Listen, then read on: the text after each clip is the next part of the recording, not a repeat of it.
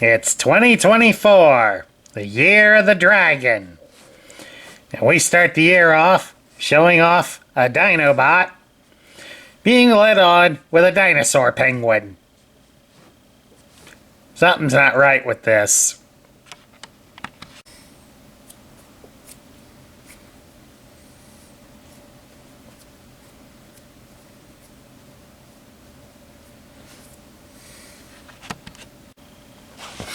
Hello everybody, Sparkster1701 here.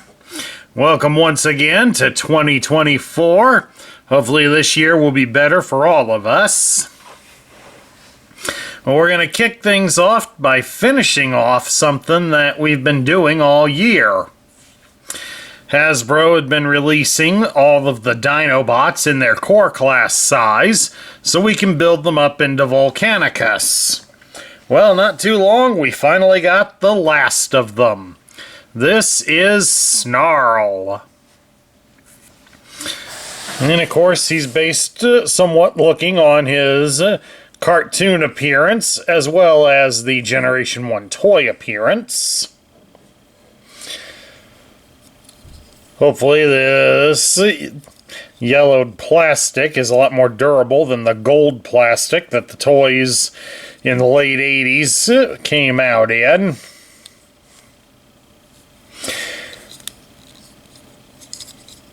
And of course, Snarl's a little different in the fact that he actually comes with a weapon this time. Many of them haven't had a weapon. Now then again, I just knocked the weapon out, so we're really doing good for the first part of the year, aren't we?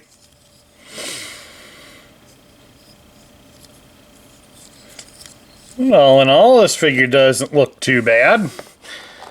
I'd have liked him to have put the Autobot symbol here in the chest, but I guess beggars shouldn't really complain too much. Alright, we'll get started with his accessories, especially since I had to pick up the one. And that is his sword.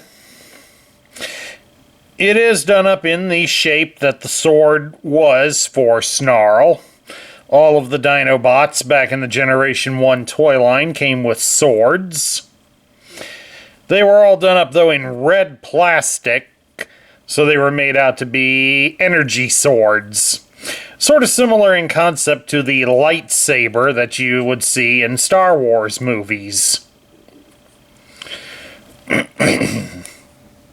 Of course, when the Dinobots were originally released as Diaclone toys, their swords were all chrome-plated. So, just an interesting little fun fact to throw out to all of you.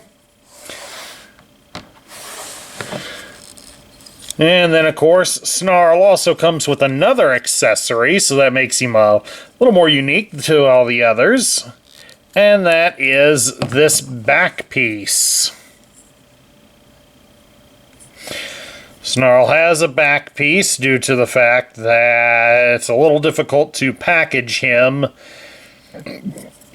in his box with the extra cardboard. So they made his back piece removable. And as you can see down there in the center, it does have a open slot in it. So if you do want to, for weapon storage, you can store the weapon in that. And that gives you a way to put it aside when you're not playing with it. Because as you can see, this is a piece that will get lost very easily.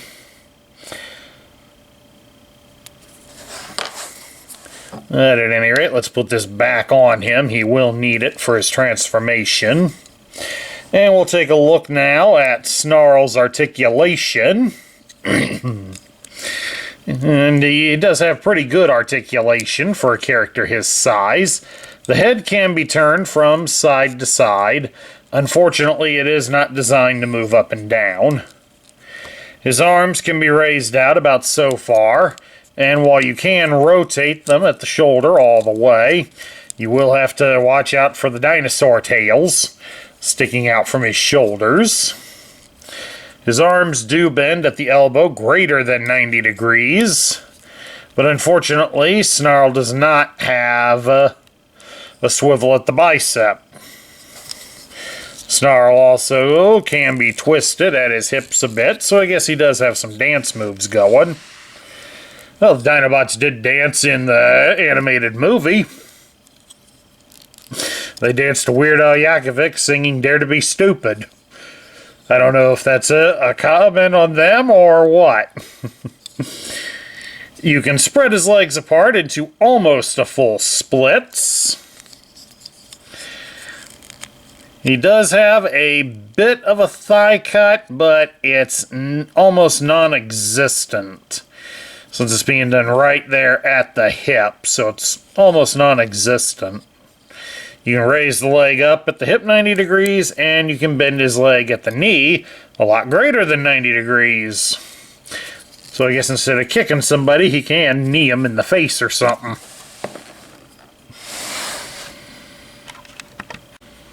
Okay, we're going to get ready and transform Snarl now. And unlike a lot of the others, he's a little more complicated than the other Dinobots. We start by taking his head here, and you're going to turn it all the way around. And then once you've done that, made sure it's straight, you'll get the tail pieces here. And you're going to fold them down and snap them together.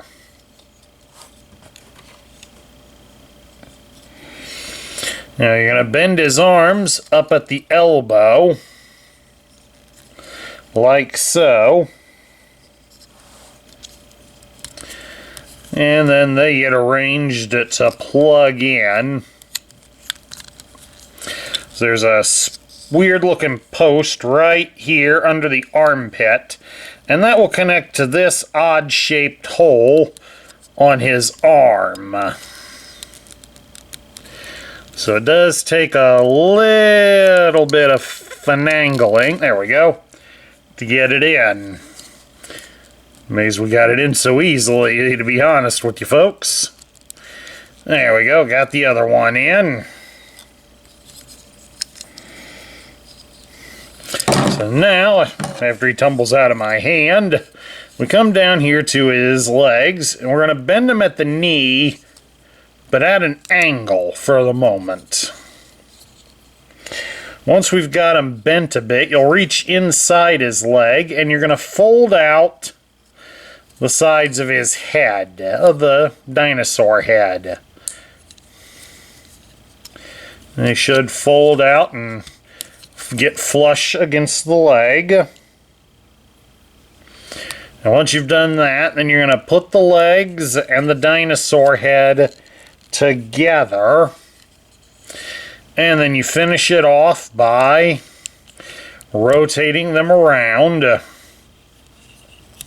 Get the legs so they fold inward first, and then try to line it up with the body and snap it into place.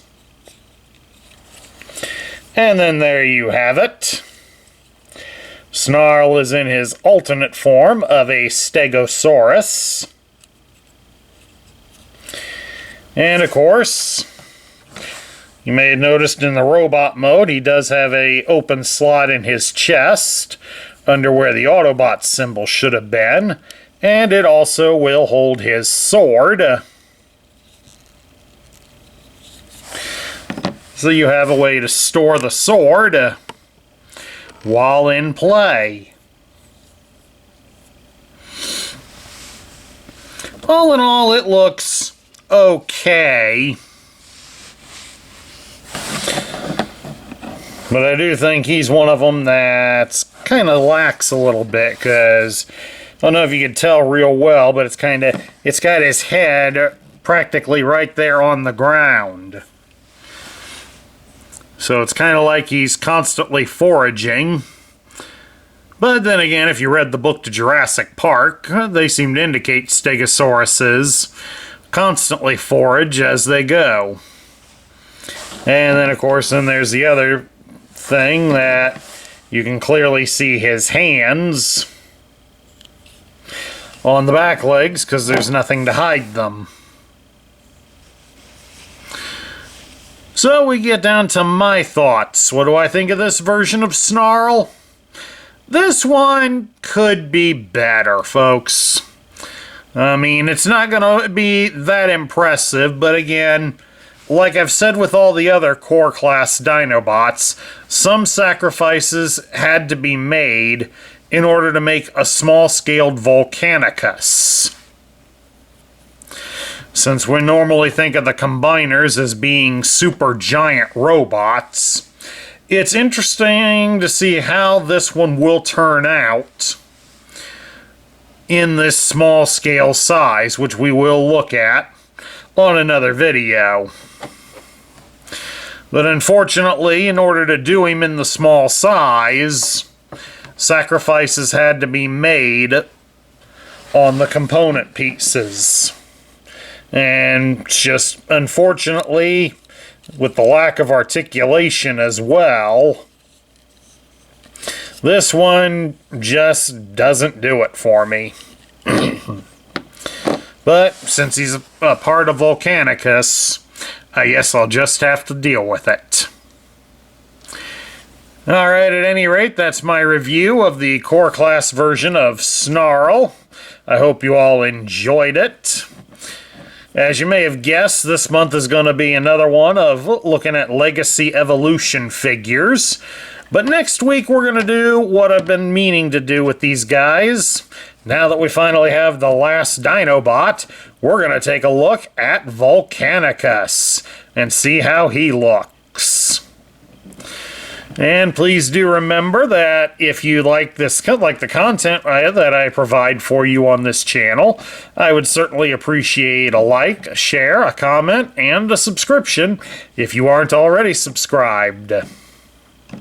We just recently, not too long ago, hit 500 subscribers, and I'd like to see how further we can go.